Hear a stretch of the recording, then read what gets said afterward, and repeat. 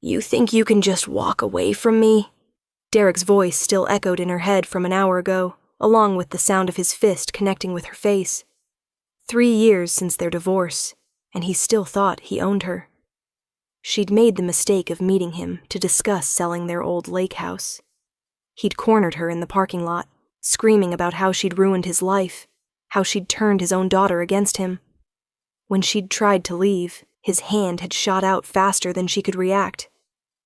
The bruise was already blooming purple across her cheekbone, and her ribs ached where he'd shoved her against her car. She should call the police. She should do something. But Derek was a respected attorney with connections throughout the city, and she was just a bookstore manager who could barely afford her rent. Emma jumped at the sound of her phone buzzing, a text from her boss, Vincent Moretti. Need to see you, coming by in 20 minutes. Her stomach dropped. Vincent never made house calls. In the 6 months she'd worked at Moretti Books, the most prestigious, rare bookstore in Chicago, she'd barely seen him except for their weekly inventory meetings. He was the kind of man who commanded a room without saying a word, with steel-gray eyes that seemed to see through every facade and dark hair silvered at the temples that only made him more imposing. The bookstore was just a small part of his empire, she knew. Everyone whispered about Vincent Moretti's other businesses, the ones conducted in back rooms and sealed with handshakes that meant more than contracts, but he'd always been nothing but professional with her, even kind in his distant way. Before we continue, please subscribe. My mom says I can't reach 2,000 subscribers, so prove her wrong. Okay, let's get back to it. She frantically tried to cover the bruise with makeup, but it was useless. The swelling was too pronounced, the discoloration too vivid. She'd just pulled on a high-necked sweater when her doorbell rang. Emma opened the door to find Vincent standing in the hallway, raindrops glistening on his charcoal suit. He held a leather portfolio under one arm, probably the rare manuscript inventory she was supposed to review. But the moment his eyes landed on her face, the portfolio slipped from his hand and hit the floor with a thud. "Who put these bruises on you?" His voice was deadly quiet, each word pronounced with terrifying precision. It's nothing, Mr. Moretti. He stepped inside without invitation, his hand reaching toward her face but stopping just short of touching her. "Don't lie to me, Emma. Who did this?" The gentle concern in his voice, so at odds with the fury blazing in his eyes, broke something inside her. "My ex-husband. It was stupid. I shouldn't have agreed to meet him alone. His name." Vincent's voice cut through her, rambling like a blade. "It doesn't matter. Derek's well-connected, and it's my word against his. The police won't. I didn't ask about the police." He pulled out his phone, and she watched his jaw clench as he took a photo of her injuries. "I asked for his name. Derek Ashford, but please, Mr. Moretti, I don't want any trouble. I'll be more careful. I'll make sure I'm never alone with him again." Vincent's phone was already at his ear. "Marco, I need everything on Derek Ashford. Attorney, probably mid-40s, Chicago area. 10 minutes. He ended the call and finally let his fingers brush against her uninjured cheek, so gentle it made her throat tighten. "Sit down before you fall down. You're trembling." She hadn't realized she was shaking until he said it. Vincent guided her to the couch, then disappeared into her kitchen. She heard him opening cabinets, running water. He returned with a glass and 2 pills. "Ibuprofen," he said, sitting beside her, "for the swelling." "You went through my medicine cabinet?" "I went through your kitchen cabinets. The ibuprofen was on the counter." The ghost of a smile touched his lips. "I'm many things, Emma, but I'm not a complete barbarian." She took the pills, hyper-aware of his proximity. Vincent Moretti had always seemed untouchable, a man who existed in a different stratosphere. But now he was sitting on her worn second-hand couch, his expensive suit jacket discarded on the arm, his sleeves rolled up to reveal surprisingly muscular forearms. "You should have told me you had an ex who was bothering you," he said. "It wasn't your problem." "Everything concerning you is my problem." He said it so matter-of-factly, as if it were obvious. "You're under my protection now, whether you realized it or not." I'm just your employee. You're not just anything. His phone buzzed and his expression hardened as he read the screen. Derek Ashford, partner at Ashford & Klein, married, 2 children, filed for bankruptcy last year but somehow maintained his lifestyle, currently under investigation by the Illinois State Bar for misappropriation of client funds. Vincent's eyes met hers. He hit you because he's losing everything and needed someone weaker to blame. Men like him always do. How did you get all that in 10 minutes? I have resources. He stood, slipping his phone into his pocket. Stay here. Lock the door behind me. Don't open it for anyone except me. Panic seized her. What are you going to do? Have a conversation. Vincent, please. She grabbed his hand without thinking, and they both froze. It was the first time she'd ever touched him. The first time she'd used his first name. His hand was warm and solid under hers, and for a moment something electric passed between them. Please don't do anything that will cause you trouble. I'm not worth it. He turned back to her, and the intensity in his gaze made her breath catch. Let me be very clear about something, Emma. A man who puts his hands on a woman, on my woman, has already made the choice about what happens next. And I promise you, whatever I do, the only person who will have trouble is him. I'm not your woman. Aren't you? He lifted their joined hands, his thumb brushing across her knuckles. I've watched you for 6 months. The way you lose yourself in old books, reading passages aloud when you think no one's listening. How you always make sure old Mrs. Chen gets the comfortable chair when she visits. The little crease you get between your eyebrows when you're cataloging something particularly rare. His voice dropped lower. Did you think I didn't notice? Did you think I kept finding excuses to stop by the store just to check inventory? Her heart was hammering so hard she was sure he could hear it. I thought you barely knew I existed. I knew what color shoes you wore on your first day. I knew the exact moment I wanted to make you mine. His hand cupped her uninjured cheek. But you were fragile, still healing from whatever that bastard put you through during your marriage. I was waiting for the right time. Apparently, I waited too long. Vincent, I'll be back before sunrise. He pressed a kiss to her forehead, so tender it made her chest ache. Lock the door, Emma, and trust me. Then he was gone, leaving her standing in her apartment with her thoughts in chaos and her hand still warm from his touch. She should call him back. She should call someone, anyone, to stop whatever was about to happen. But instead, she locked the door and sank back onto the couch, her fingers pressed to the spot where he'd kissed her. The hours crawled by. Emma tried to read, to watch television, to do anything except imagine what Vincent was doing. Every sound in the hallway made her jump.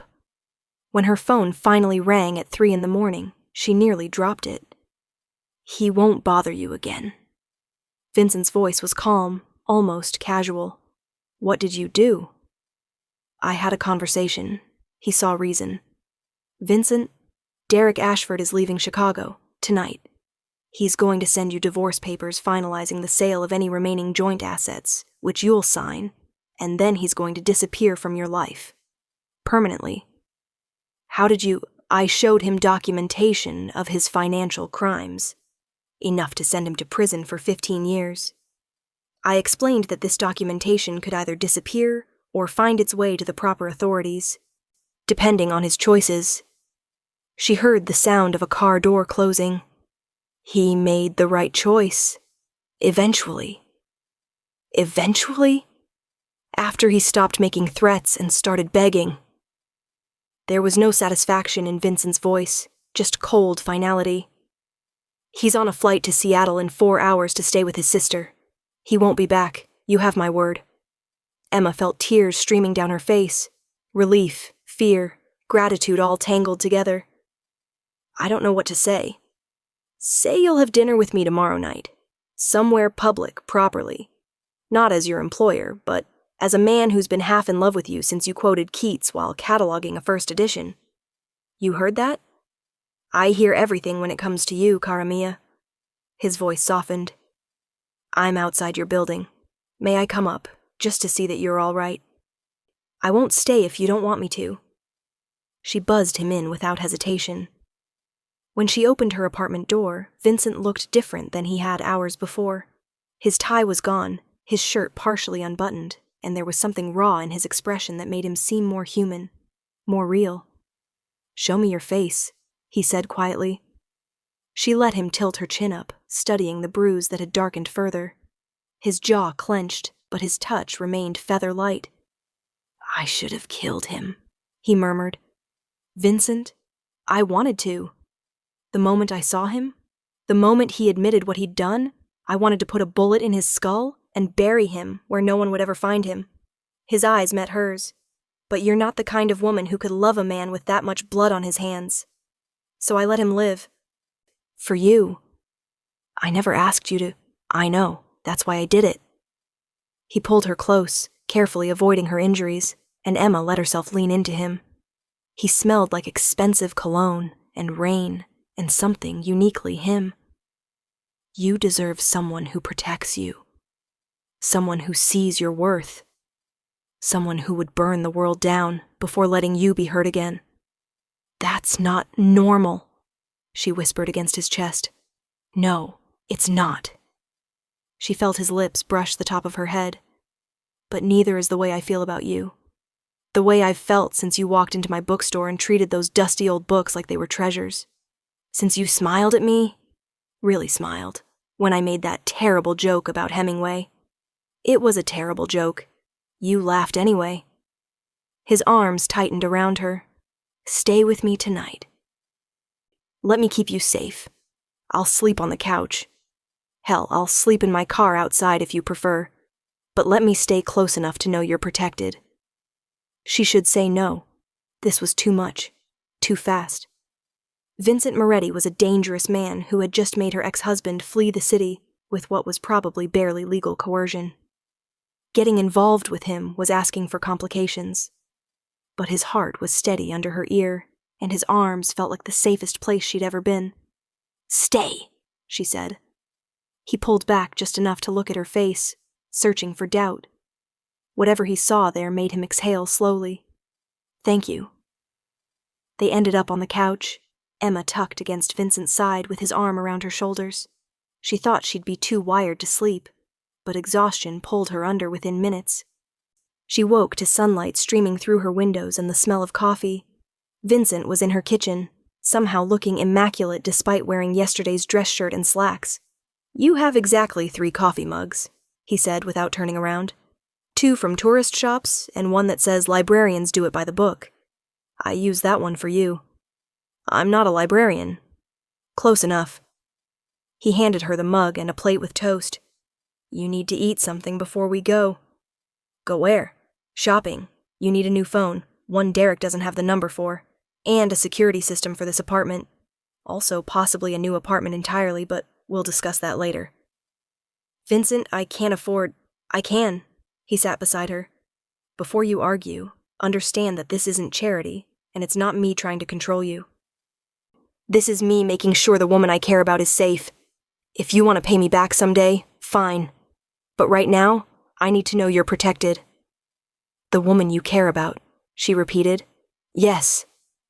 No hesitation, no embarrassment. "I know this is fast. I know I'm not the kind of man you probably imagined yourself with. I'm 20 years older than you. I have a complicated past, and I come with baggage that includes armed bodyguards and enemies who would use you against me." His hand found hers. "But I'm also a man who will never raise his voice to you in anger, never make you question your worth, and never allow anyone to hurt you without consequences. I'm asking you to give me a chance to prove I can be what you need." Emma looked at their joined hands, hers small and ink-stained from cataloging old books, his larger and marked with a few faded scars she'd never noticed before. "I'm not some fragile thing that needs constant protection," she said. "I know. You survived a marriage to a man who diminished you, built a life for yourself from nothing, and you face every day with quiet courage." His thumb traced circles on her palm. "But even the strongest people deserve someone in their corner. Let me be in yours." "What if I can't be what you need? What if I'm too ordinary, too boring?" "Emma," He lifted her hand to his lips, kissing her knuckles. You quote poetry to books. You cry during the sad parts of novels, even when you've read them a dozen times. You remember the names of every customer's grandchildren and their favorite genres. His eyes burned into hers. You're extraordinary. You just can't see it yet because you've spent too long with someone who needed you to be small. I need you to be exactly who you are. She felt tears welling up again, but this time they were different. Not from fear or pain, but from being seen. Really seen. Okay, she whispered. Okay? Okay, I'll have dinner with you. Okay, I'll let you help with security. Okay, I'll give us a chance. The smile that broke across Vincent's face transformed him. He suddenly looked younger, lighter, and Emma realized this man who commanded fear and respect from hardened criminals was genuinely nervous about her answer. You won't regret it, he said. I might. You might. But I want to find out. He pulled her close and kissed her, careful of her bruised face, sweet and searching and full of promise. When they broke apart, Emma was breathless. What happens now? She asked. Now I take you to breakfast, then shopping. Then I introduce you to my mother, who's been harassing me for years about settling down. Your mother? She runs a restaurant in Little Italy, makes the best carbonara you'll ever taste and has opinions about everything. He grinned. Fair warning. She's going to love you and start planning our wedding before we finish our appetizers. That's presumptuous. That's my mother. He stood, pulling her up with him. Come on, Kara. Let me show you what it's like to be cherished. 3 months later, Emma stood in Vincent's penthouse overlooking Lake Michigan, wearing an emerald dress he'd bought her and watching him work the room at his charity gala. He'd introduced her as his partner to every important person in Chicago, his hand never leaving the small of her back. The bruise had faded weeks ago, but the memory of that night remained. The night everything changed. Derek had indeed left Chicago, and through Vincent's lawyers, she'd received settlement papers that were more than fair. She'd signed them without a second thought, closing that chapter forever. She'd moved into a new apartment, not Vincent's penthouse, despite his offers, because she needed to maintain some independence. But he had a key, and she had one to his place, and most nights they ended up falling asleep together anyway. The bookstore was thriving under joint management. Turned out Vincent's other businesses included art acquisition, rare wine importing, and, yes, some activities that probably didn't bear close scrutiny. But he'd been honest with her about his life, and she'd chosen to accept all of it. The danger and the devotion, the darkness and the desperate tenderness. You look deep in thought. Vincent's voice came from behind her, and she felt his arms circle her waist. Regretting saying yes to this circus? Never. She leaned back against him. I was just thinking about that night. How scared I was. How everything changed. Do you ever regret it? That I intervened? She turned in his arms to face him. No. You gave me my life back. You showed me what it feels like to be with someone who sees me as an equal, not a possession. You did that yourself, Kara. I just removed an obstacle. His hand cupped her face with the same gentleness he'd shown that first night. You're the one who chose to be brave, to trust me, to build something real instead of running away from a man with a dangerous reputation. Some reputations are earned, she said, straightening his bow tie, and some are exactly what you need. Marry me. Emma's hand stilled. What? Marry me, Vincent repeated, no uncertainty in his voice. I was going to wait, do something elaborate with roses and violins, but I can't wait anymore. I want you to be mine legally, officially, in every way that matters. I want to wake up next to you for the rest of my life and know that you chose me despite every reason not to. Vincent, we've only been together 3 months. I knew after 3 minutes. He pulled a small box from his pocket, and Emma's breath caught. The ring inside was stunning, a deep blue sapphire surrounded by diamonds. This was my grandmother's. She was the only person in my family who believed I could be more than what I was born into. She told me to save it for a woman who saw the man beneath the reputation, His eyes glistened. "That's you, Emma. You've never once looked at me with fear or judgment. Just acceptance. Just love." "This is crazy," she whispered. "Yes. People will think you're having a midlife crisis. Let them. Your world is dangerous. There will always be risks. I'll spend every day making sure you're safe." He took the ring from the box. "But I can't make you live without fear entirely. I can only promise that whatever comes, we face it together. That you'll never be alone or unprotected again. That I will love you with everything I am until my last breath." Emma looked at the ring, at Vincent's face, at the future spreading out before them like an unwritten story. She thought about the woman she'd been 6 months ago, scared, diminished, accepting scraps of dignity, and the woman she was now, stronger, cherished, ready to face anything. "Yes," she said. Vincent's hands shook slightly as he slid the ring onto her finger. Then he was kissing her, deep and claiming and full of relief, and Emma kissed him back with everything she had. When they finally broke apart, she saw tears on his cheeks. This dangerous man who commanded an empire, crying because she'd agreed to be his. "I love you," he said roughly. "I'll spend my life making sure you never regret this." "I love you too." She wiped his tears away with her thumb. "And I already know I won't regret it. You're my unexpected happy ending, Vincent Moretti." "Not an ending. Cara mia." He pulled her close, his forehead resting against hers. "A beginning." Through the windows, Chicago sparkled below them like a field of stars. Emma thought about the night she'd opened her door to find Vincent standing there, about the question that had changed everything. Who put these bruises on you? The bruises were long gone. The fear had faded. The broken pieces of her old life had been swept away. And in their place was this. Love and safety, and a future with a man who'd proven that protection and partnership could exist in the same breath. That sometimes the most dangerous man in the room was exactly the one you needed. She kissed him again, and this time it tasted like forever. 6 months later, they married in a small ceremony at his mother's restaurant, surrounded by family and the rare book dealers who'd become her friends. Emma wore vintage lace and carried a bouquet of white roses, and when Vincent said his vows, his voice cracked with emotion. "You taught me that strength isn't just about power," he said, holding both her hands.